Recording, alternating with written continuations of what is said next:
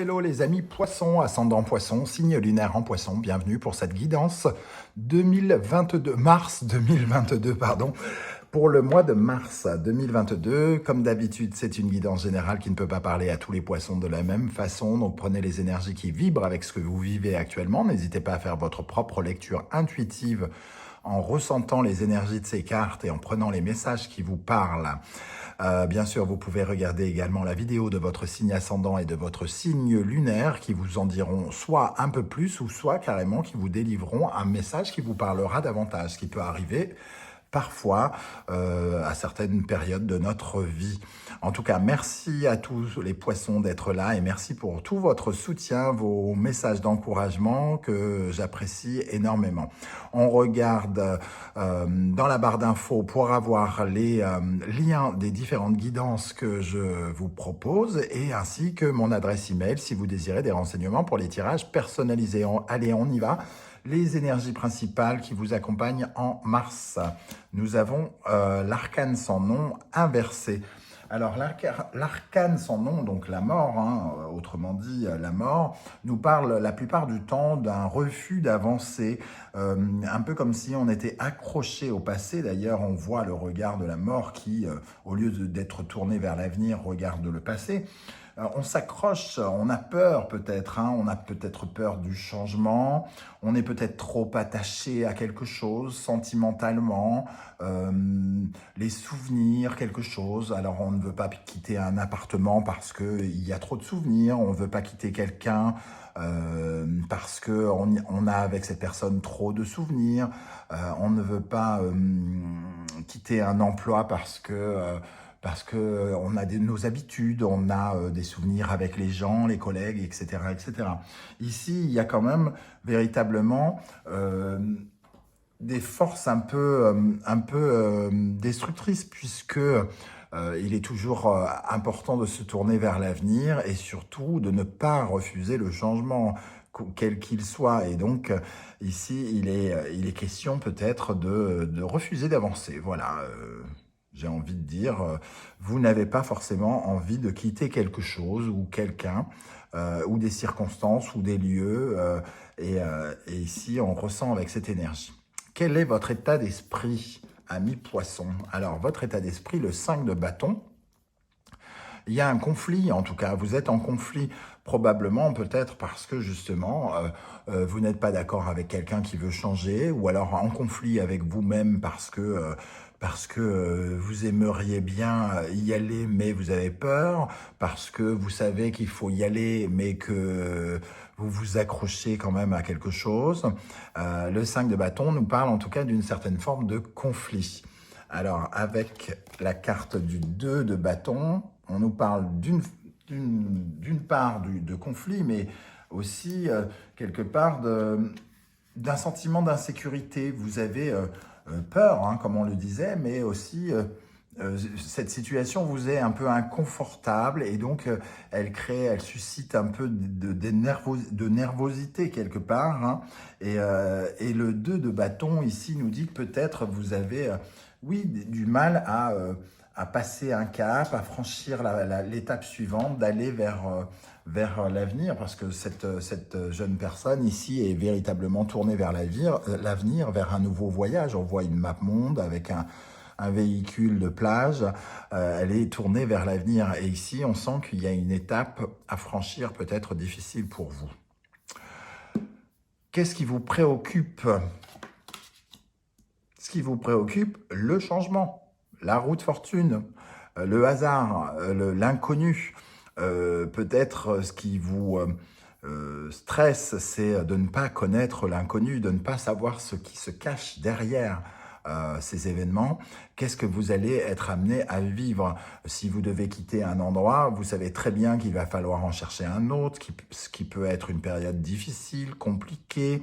Vous ne savez pas si vous allez trouver la chambre avec suite parentale que vous cherchez alors que vous l'avez actuellement. Vous ne savez pas si vous allez avoir des amis dans la nouvelle maison que vous allez habiter, etc., etc.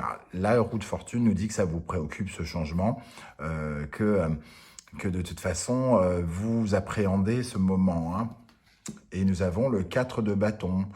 Le 4 de bâton qui nous parle de solidité, de stabilité, de quelque chose, en tout cas, qui devrait s'ancrer, qui pourrait nous parler d'une maison d'ailleurs, puisqu'on sent cette tente bien ancrée dans le sol. Donc certains pourraient être concernés par peut-être l'envie de leur conjoint de déménager ou le besoin de déménager pour une raison X ou Y et qu'on n'ait pas du tout envie de quitter sa maison, par exemple. Avec le 4 de bâton, en tout cas, ça crée une certaine forme d'instabilité qui est désagréable, semble-t-il. Et, et c'est aussi pour ça qu'on ne se laisse pas véritablement faire et qu'on n'accepte pas ce qui se passe. J'ai pris bien sûr l'exemple d'une nouvelle maison, mais c'est la même chose pour un nouveau travail ou une nouvelle relation. Comment ça va se passer ma vie de célibataire, moi qui suis resté 10 ans avec cette personne, comment ça va se passer maintenant que j'ai plus ma meilleure amie et comment ça va se passer si je quitte ce travail, certes, que je ne supporte plus, mais ça tombe, je vais me retrouver au chômage pendant 12 mois, quoi, j'en sais rien. Donc il y a cette nervosité qui crée de l'instabilité que vous inventez peut-être, parce que finalement, vous ne connaissez pas l'avenir, donc vous ne savez pas si l'avenir sera instable ou pas. Pardon. Si ça se trouve, tout se passera merveilleusement bien, mais juste le doute fait que, le doute de ne pas savoir, fait que vous vous retrouvez dans une certaine forme de stress. On va regarder maintenant quel sera votre défi pendant le mois de mars. La justice. Votre défi, c'est de regarder la vérité en face. Et la justice, ici, c'est de trancher, de peser le pour et le contre. Alors, quel est le pour de ce changement et quel est le contre? Est-ce qu'il est vraiment nécessaire que je reste attaché à ces souvenirs? Était-il aussi bon que le laisse pressentir le fait que je ne veuille pas tourner le dos? Par exemple, parfois on a vécu des moments compliqués avec quelqu'un, mais le simple fait de se dire il ne sera plus là, je vais me tourner vers le célibat et peut-être rencontrer quelqu'un, bah, on ne regarde pas la vérité en face et on se dit oui, mais cette personne était bien quand même, il y avait des bons souvenirs. Oui, mais bon, à la fin, tu oublies un petit peu que à la fin, c'était pas super, quoi. Et la justice nous dit, ton défi, ami poisson, là, c'est de regarder la vérité en face et de ne pas se défiler, entre guillemets, face à cette vérité. Et l'as d'épée confirme, parce que l'as nous parle d'avoir une nouvelle vision des choses, regarder avec lucidité, discernement. On voit ce phare ici, de ne pas lâcher ce phare qui nous dirige, qui nous permet de nous diriger. Et ici, la justice et cette épée, c'est finalement la même chose, c'est prendre des décisions qui vont dans le sens de la justice et de la justesse. Être authentique, être honnête avec soi-même, ici. Dans l'événement qui va marquer votre mois de mars, nous avons la mort, justement. Donc, il y a un événement quand même qui va... il y a probablement un événement ici qui va marquer la fin de quelque chose. Et qui, si vous vous y attendez, va être un peu provoqué. Alors, est-ce que c'est vous, entre-temps, qui le provoquez malgré toutes vos peurs? Ou est-ce que c'est, par exemple, votre partenaire qui, de toute façon, provoque ce changement, cette fin de quelque chose? Et sans votre total consentement, c'est tout à fait possible, puisqu'ici, vous avez peur et ici, ça arrive. Ou alors, les circonstances de la vie, de toute façon, vous pressentiez que vous allez vous faire licencier, par exemple, vous le pressentiez et par exemple, ça arrive en événement, vous n'avez pas le choix. Et vous n'aurez pas le choix que d'appréhender ce changement et de regarder la vérité en face pour que ça fasse le moins de mal possible. Avec cette mort, nous avons la tour. Bon, bah, il y a quelque chose d'inattendu, en tout cas, qui arrive en mars, qui va arriver. Quelque chose d'inattendu, un peu bousculant, un peu... surtout avec cette position-là, vous n'avez pas du tout envie que quelque chose arrive et il semble que que quoi qu'il arrive, ça arrive. Un peu comme si l'univers vous disait tu n'as pas le choix. Ton avenir est ailleurs, il faut aller ailleurs. Il faut faire autre chose, il faut être avec quelqu'un d'autre, il faut entretenir de nouvelles relations avec quelqu'un d'autre, etc., etc. En dos de deck, on a quand même le 10 de bâton. Hein. Le 10 de bâton qui nous parle de la fin d'un cycle qui n'a pas forcément été simple d'ailleurs, qui a été lourd, ou qui a demandé énormément d'action, énormément de détermination, énormément de travail peut-être, de désir. Et en dos de deck ici, on retrouve la même combinaison, hein. La mort inversée et la maison Dieu, alors qu'ici, évidemment, la mort n'est pas renversée et il nous dit que de toute façon, on n'a pas vraiment le choix, quoi. On n'a pas le choix. Qu'est-ce qui va être positif pour vous? Qu'est-ce qui va vous aider? Le 9 de bâton. De vous protéger peut-être de vous protéger avec ce 9 de bâton. Le 9 de bâton aussi nous parle souvent des efforts que l'on fait ou que l'on a fait. Et donc ici, ça nous parle surtout de la capacité à la résilience, à accepter la situation et de toute façon à rebondir malgré la difficulté. C'est les moyens de défense, hein, comme je le disais, le 9 de bâton, c'est les moyens de se défendre pour ne pas trop subir, souffrir. Donc c'est la protection, et la protection ici, c'est même une résilience, parce qu'il y a quelque chose qui se brise, quelque chose qui se termine, peut-être même avec perte et fracas avec la tour, et il faut tout de suite, au lieu de tomber de trop haut, il faut tout de suite se relever, et vous avez cette force au mois de mars.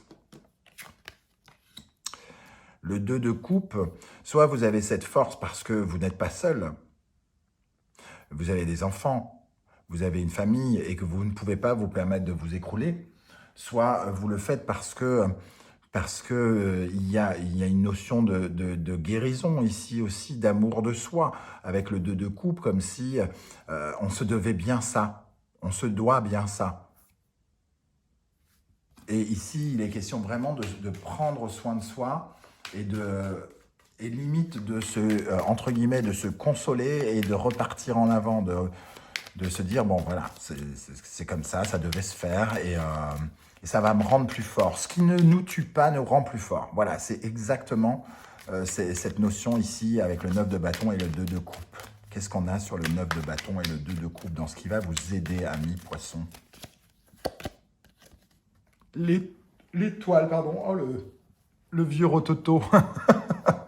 L'étoile. L'étoile, parce que finalement, vous essayez de vous raccorder tout de suite à ce qui est optimiste, au bon côté de la chose. Alors, vous prenez un coup sur la tête, mais tout de suite, vous vous dites, bon, j'ai perdu cet emploi, mais de toute façon, j'étais mal payé. De toute façon, j'étais traité comme un esclave. Donc, voilà, on essaie de rebondir. On n'a pas envie, mais de toute façon, on n'a pas le choix. Il faut y aller, il faut rebondir. Qu'est-ce qui va vous freiner au contraire? Le 8 d'épée.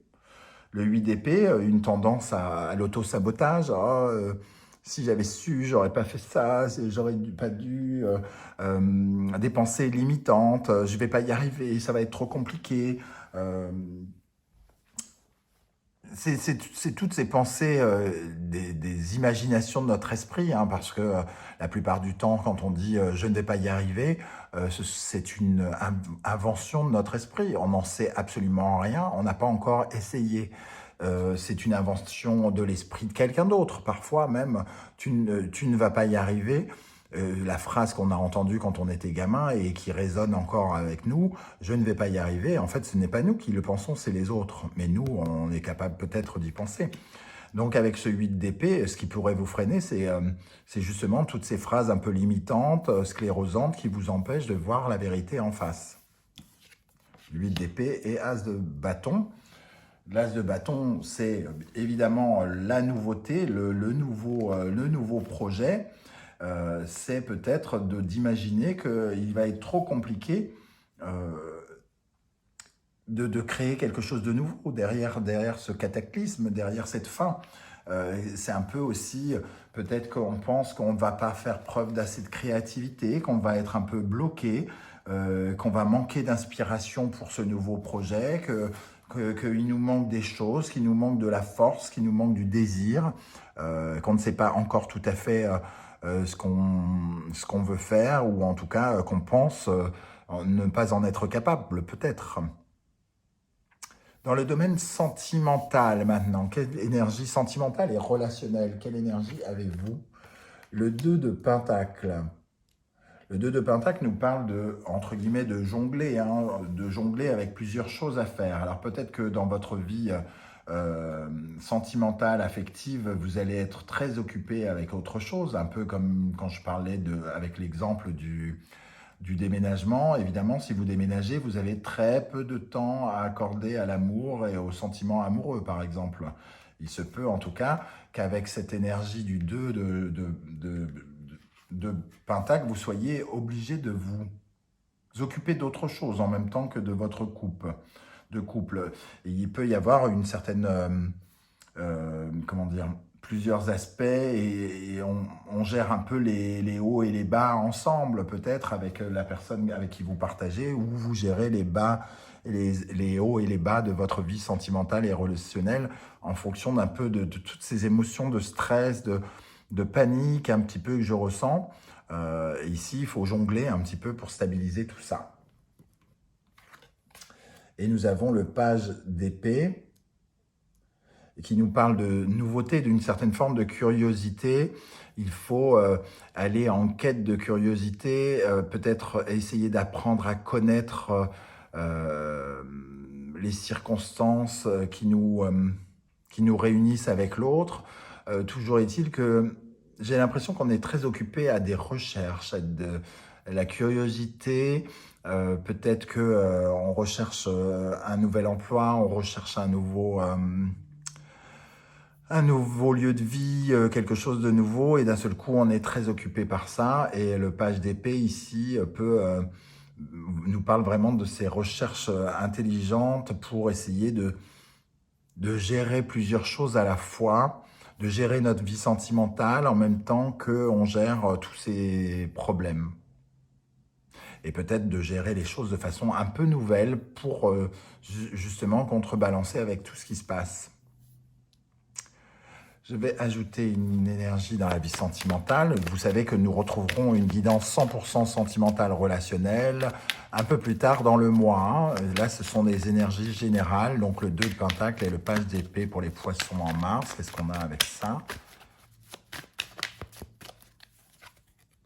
Le 8 de Pentacle, il confirme quand même que la 8 de Pentacle, c'est souvent le travail, hein, donc on a beaucoup d'énergie, on est très rigoureux, très perfectionniste, on a beaucoup à faire, hein, j'ai l'impression, et peut-être peu de temps à accorder à sa vie sentimentale ou relationnelle ce mois-ci. Dans la vie professionnelle, qu'avons-nous? Si elle veut bien venir, la reine d'épée. La reine d'épée, elle fait preuve de lucidité, hein. On voit ici sur le tarot d'Irtis, on voit son œil qui transperce en fait la lame de l'épée, hein. Elle est capable de voir la vérité, discerner les choses, comme si elle était en haut d'une montagne et qu'elle pouvait surplomber les problèmes et avoir cette sorte d'intelligence de gérer les choses. Elle a beaucoup de responsabilités, elle prend ses responsabilités, cette reine d'épée, donc elle agit avec énormément de professionnalisme d'une part, mais aussi elle gère ce qu'il faut gérer, elle maîtrise. Et elle prend les décisions en conséquence pour justement réussir à être impartiale et à rester indépendante. Avec cette énergie de la reine d'épée, on est logique, on recherche la vérité, hein. Donc peut-être que quand on recherche cette vérité et que ça peut nous parler du professionnel ici pour certains d'entre vous, et qu'on essaye d'être lucide, et c'est pour ça qu'on peut, entre guillemets, être un peu résilient, parce que justement, on est tellement lucide il y a exactement cette énergie-là. La reine d'épée, l'ermite, c'est celui qui essaye de comprendre, c'est la sagesse réincarnée, c'est celui qui regarde son parcours et qui regarde les erreurs qu'il a commises, qui regarde tout le parcours et qui décortique tout pour retourner vers l'avenir.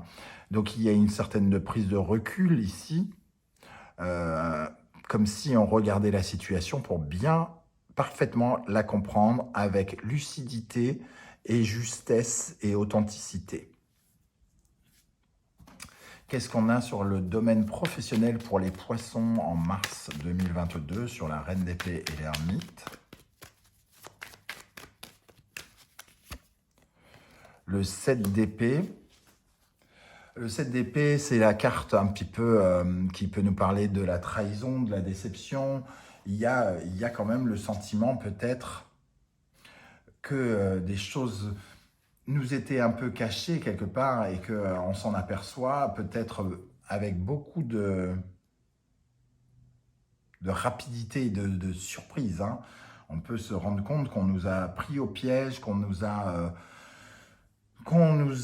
fait un coup dans le dos, hein, tout simplement. Hein. Il peut y avoir du mensonge, de la malhonnêteté, mais ce 7 d'épée aussi nous dit que vous avez besoin de beaucoup plus de perspectives pour vous projeter et de beaucoup plus d'honnêteté dans votre vie professionnelle. Donc il y a quand même ici quelque chose qui vous remet dans une vérité. Et le 7 d'épée nous dit aussi que peut-être que vous vous mentez sur cette vie professionnelle, certains d'entre vous, et que l'univers sait que vous vous mentez. Et si ça concerne votre professionnel, l'univers sait que c'est pas du tout ce que vous voulez faire et vous met face à ces changements radicaux et peut-être brutaux pour que vous soyez obligé d'aller vers ce quoi vous tendez.